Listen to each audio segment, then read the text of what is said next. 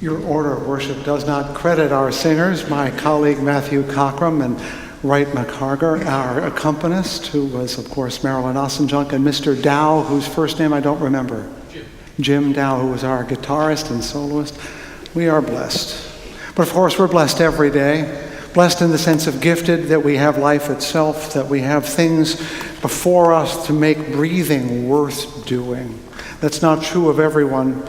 We think with much pain and sorrow of those good souls in Mazar-e-Sharif who died over the weekend because outraged Afghanis decided to take revenge on someone in Florida.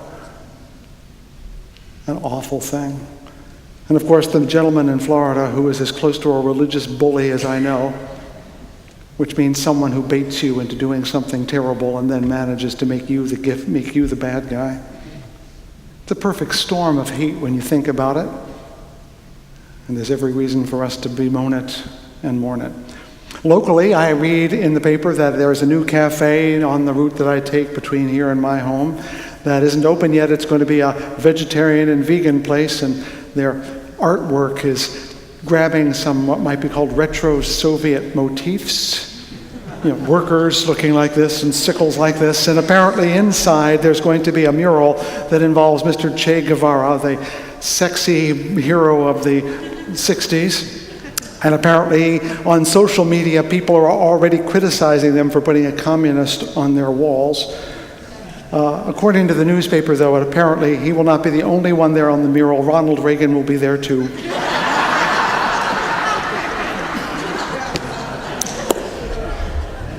There are days when you just can't add a word.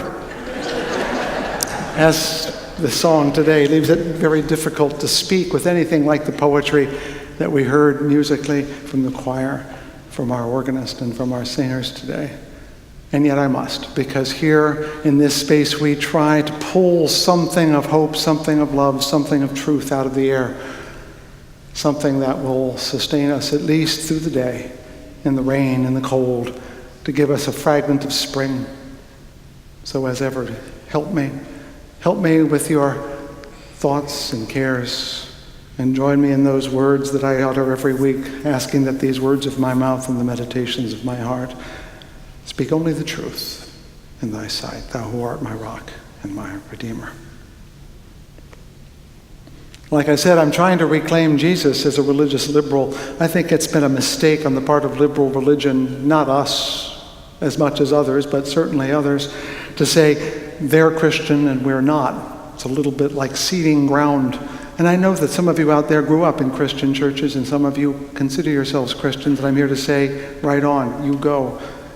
And I'm here to help you do that. And I'm here to help those who are uncomfortable with that notion to find a relationship to Jesus, not because you have to, but because you will be happier. You will. Because I see Jesus of Nazareth as a person whose words and deeds truly challenged the established orthodoxies of his day. In other words, he freed the minds of those around him, that he gave guidance and support to the sick and the halt and the lame and the perplexed. That is to say, he grew their souls. And he told the people that their job was to feed the hungry, to clothe the naked, and to help the oppressed. In other words, to change their world. So, as far as I can tell, Jesus of Nazareth is still the presiding voice in the liberal church. We just have to be okay with that.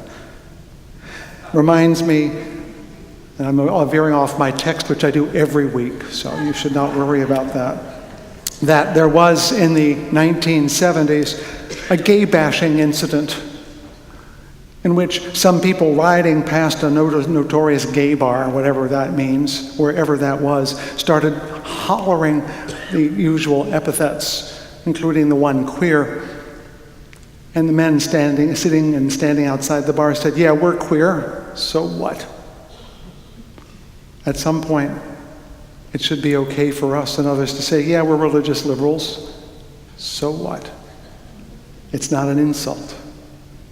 To be followers of Jesus is never bad duty. But I've been using his parables to help illustrate this point. Parables every week all the way through Lent, except during Reverence for Life Sunday, when you get to bring your non-human companions with you. That'll be in 2 weeks. And if you don't come here when you do that, you will miss one of the great Sundays of the year. If they say a little child will lead them, then I got to tell you the cats and the dogs are wonderful spiritual guides that day. You should be here, even if you don't have a companion to bring. And this week, as you know, I'm using the parable of the sower, a famous one. There might even be a sower in one of these windows up here. I didn't have time to check it out today. But I want you to see this parable in a new way, because we tend to think that all the parables have this meaning or that meaning, but a parable, in the way Jesus tells it, always seems to have something not quite right. For example, if we use the parable of the sower, we learn one thing right away, is that God is a lousy farmer. Because it says the sower went out to sow some seeds and put some in rocky soil and some amongst the thorns and some on the road. Now, I don't know about you, but when I plant something, I dig first. And I pull the weeds out, and I move the rocks, and I make sure it's all fenced in, and then I plant the seed because I want it to grow and not be thrown away.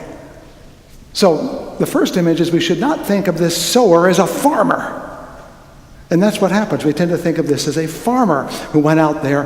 But I think the people even in ancient Palestine saw that, because most of them were farmers. They know if you want to grow something, you dig, you plow, you water, you weed, and then you get a crop. But this sower does none of those things. The reason you need to see this is that I think the usual message of the parable of the sower is not that God is sowing the word of God all over the place and it grows in some places and dies in others. That's one version, but I don't think it's the only version or even the best version. Because you see, I don't think the sower was a farmer at all. I think the sower was more like Johnny Appleseed. Now I say that because I'm a champion of Johnny Appleseed. I am a champion because for 10 years I lived in central Massachusetts where he was born. And after the first Great Recession of 1981, when all the businesses moved out, and the second one came along, the only thing we have left to brag about is Johnny Appleseed, and he even left town. Back in the early 19th century, went off to Indiana and Ohio, where he did in fact plant apple trees. That was what his father knew how to grow, was apple trees. And he did in fact, like an itinerant preacher, go from town to town and place to place, planting stands of apple trees. But unlike the sower but unlike the parable of the sower, where we get the image that somehow the grain grows up, and then when it's ready, the farmer comes and harvests the grain, Johnny Appleseed doesn't hang around, does he? He plants and moves on. He plants and moves on. And the reason I'm telling you this version of the sower is that this distinguishes the conventional Christian church from the unconventional church. The unconventional Christians like me, perhaps like you. Because you see, in the conventional Christian church, you plant the seed and watch it grow, and you put it in a fenced area, and you keep the weeds out. You know what I mean? Why? Waiting for God to come and harvest it, which is to say, end the world and send you to heaven. That's really what it means for them. That we have to be careful that we plant it carefully, that we don't let the weeds in, that would be dissenters and things, and that it gets enough nourishment, and that there's a lot of care so that it can grow up, and then it can be cut down and go to heaven. But when you plant apple trees, you plant them and leave them behind. You don't ever cut them down, do you? In fact, the whole point of planting apple trees is to plant something that will last a very long time and will not be for you to harvest, but for someone else to harvest. I submit that the liberal church is a Johnny Appleseed organization. We exist not to harvest, not to grow, but merely to plant the seeds.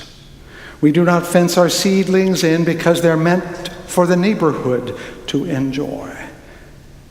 Now, I did this not with apple trees, but with my vegetable garden last year.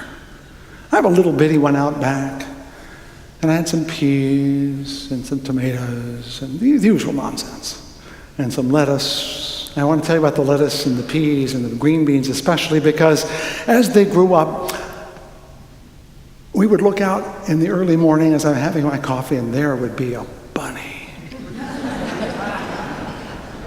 And sure enough, when I got outside, there would not be lettuce. And then there wouldn't be peas. And I thought, I've got to put up a fence. I've got to do something to protect my peas and my green beans. And then I thought about it and said, wait a minute. I may have planted them, but they're not mine.